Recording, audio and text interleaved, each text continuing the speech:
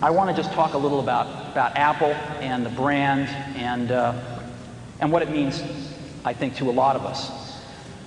You know, I think you always had to be a little different to buy an Apple computer. When we shipped the Apple II, you had to think different about computers. I mean, computers were these things you saw in movies. They occupied giant rooms. They weren't these things you had on your desktop. You had to think differently because there wasn't any software at the beginning.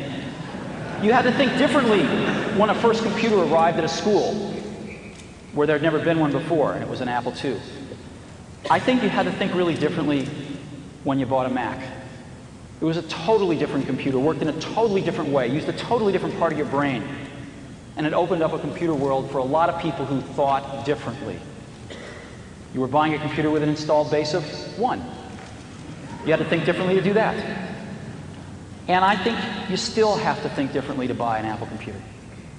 And I think the people that do buy them do think differently, and they are the creative spirits in this world. They are the people that are not just out to get a job done, they're out to change the world.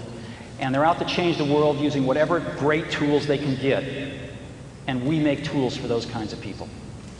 So hopefully, what you've seen here today are some beginning steps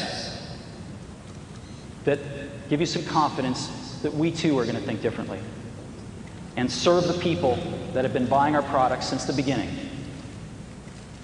Because a lot of times people think they're crazy, but in that craziness we see genius, and those are the people we're making tools for. Thank you very much.